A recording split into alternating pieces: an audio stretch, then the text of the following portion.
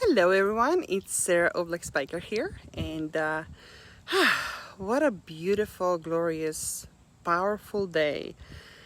It has been such a joy logging on my social accounts this morning to see how the conversation around depression and mental well-being has been ignited by Michelle Obama's blunt, very open admission that she is handling low-grade depression. And the reason why I feel so excited that the conversation gets going is, as you all know, especially here in the States, black and brown women in particular have already been told just to be strong and expected to keep on going, right? Not allowed to feel or slow down and really take a look into what has been going on with them. Depression was just swept under the blanket, under the rug, just like anxiety. And the current situation, in particular our current reality, is bringing a lot of that to the surface. So it's amazing to see leaders like Michelle Obama openly speak about that, because what it does is not only gives voices to others, it gives women permission to take a look inwards and talk about it and take care of themselves.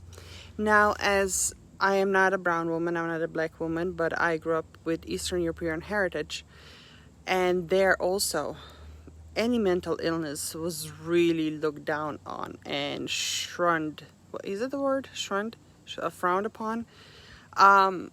And I was just talking recently to a dear friend of mine, an extremely accomplished woman who is right now battling depression and anxiety. Her body literally shut down.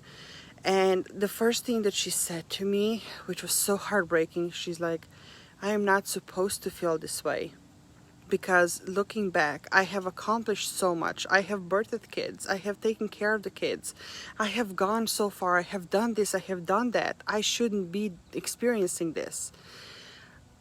And I was like, wow, I feel you, because it's exactly how I felt a couple of years ago when I first went through postpartum depression and severe burnout. It took 2 trips to the ER for me to take myself seriously and give myself a break physically. All the mental work, emotional work followed step by step, because it has been so deeply rooted. So it is empowering to see a woman like Michelle Obama openly talk about depression and giving voices to those who have been afraid to speak out, and hold a mirror to those who have been afraid and did not give themselves a permission, especially highly accomplished, driven women, incredible powerhouses. We are all just humans. So if there's one thing I would pass along today, as somebody who has been through postpartum depression and who has been, even up to today, I still have anxiety attacks. And I have found tools how to really notice when they're coming up, and I can communicate with those around me, and I can really bring myself through this whole experience so it doesn't consume me for the whole day or whole hour. It literally is a momentarily experience. It is something that you owe to yourself, to give yourself this space, to give yourself the tool set, and especially to give yourself the love, compassion, and patience. Because everything that happens in our body, with our body, yeah, babes, it's all right. Got summoned, gotta go. But before I leave, like I said, give ourselves this space. I know it's not always easy, and I know it's convenient to say, I don't have time right now, my kids need me, my husband needs me, my business needs me, my clients need me. I implore,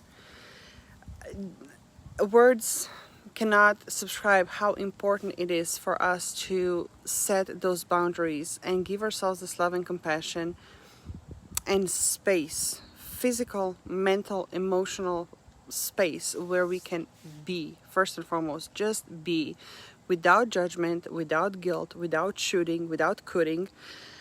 And then the tool set and the support to go through.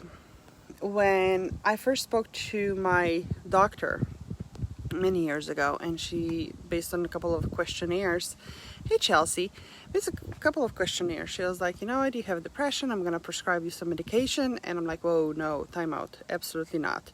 Now, for full disclosure, I do believe, first and foremost, I'm not a medical expert, but I do believe that medicine has a time and space, absolutely. What I disagreed on when it came to my own treatment, I had to trust my own body, and I had to trust myself and say, no, I am not doing this because I know that there's a different way, a better way for me. And for me personally, that was literally changing lifestyle. It was changing the diet, and it was really surrounding myself with the support system where I gained those insights and the toolbox that I mentioned earlier to work on my mindset, to change my energetic level, ultimately change the whole biochemistry and overcome depression and anxiety in that way. And now, even today, like I said, I still have anxiety attacks. I'm no stranger to those, but with the tool set and the right support system, I am able to navigate those. And I know for a fact that a lot of high accomplished women, achieving our results is sort of, a two-way street for us.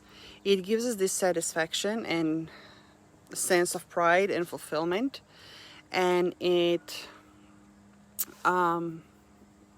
boosts our ego, obviously. But a lot of us, like I said, we have also been raised to believe that we are our own results. So that's where the slippery slope comes in. And it can be quite a journey. It has been a glorious experience for me, this journey of separation, separating myself from results and really going inward and realizing who I am as a being, regardless of all the accomplishments, regardless of all the championships or results or numbers on the scale or the bank account or whatever, right? And that has become one of my guiding principles when I nowadays work with my clients who come to me and they recognize that there's so much more to them, and they recognize they feel called for something else, and where their anxiety comes up or their frustration or their depression arises from is this space where they feel powerless, where they feel encaged, chained. Like when you're pretending, let's say, that you're in a cage and you can see way beyond, there's a whole different world out there. There's a whole different possibility, opportunities out there, but you're locked up in this cage and you don't have a key to get out, right? And you're pacing back and forth and you're trying to tame yourself and you're trying to calm yourself and you're censoring yourself and you're holding yourself back. That's where a lot of that is coming from. And it's exhausting. It's mentally exhausting.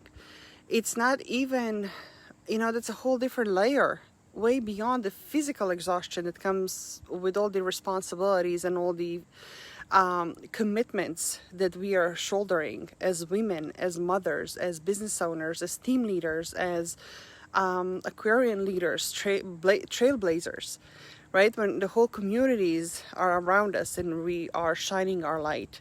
So there's a lot of layers, and just like we are those multidimensional beings, so is our experience. But yes, that can be really, really, really can weigh us down mentally, emotionally, energetically when we fall out of balance. So this is why such inner work is so extremely important. And there's so many different ways. Some of us, even when tired, physical activities, workout, that might be what recharges you.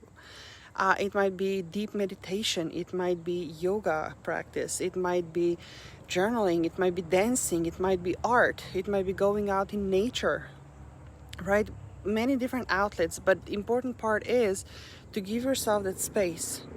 And like I said, conventional wisdom would say, oh, right now it's not the time to take rest. Right now it's not the time to slow down. Right now we really gotta roll up our sleeves and keep on pushing through.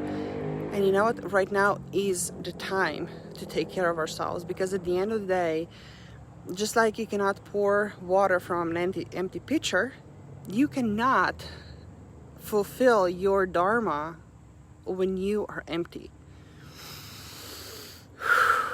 Whew. So that is my message for today. One last thought that I want to leave you with when it comes to, clients of mine and even my own experiences. A lot of these spaces can be created with the right, and now we're going to go into the strategic and very pragmatic part of a conversation. But a lot of those spaces and this realignment and redefinition of success actually brings along on this journey also your business. And it doesn't necessarily have to be, taking a wrecking ball and wreck everything that you have built with all your might and heart and soul over all these years. It can be slight shifts. It can be simplifying things in order to amplify them in a way that is much more aligned, it's much more streamlined, it's much more profitable, impactful, and first and foremost, fulfilling. So it's not just your excellence and your team's excellence. Now you're bringing in your genius and your calling. And it really it changes the whole trajectory of how you show up, how you serve, what you can create, what is it you give back, and what kind of life are you now calling in and creating and stepping into and enjoying. Because along the way, you are becoming the truer version of yourself. You are peeling back the layers of everything that doesn't belong and it's not yours. As a client of mine said, I was sent through thousands of fires to burn off what no longer belongs. So now my heart sprouts green again. What a powerful testament. So you have that in you as well. Sending you love and light. If this is something that you feel you want to be supported with or guided through on strategic and intuitive levels, reach out. Let's talk how that gets to look like for you, and we'll go from there. Much love. Bye.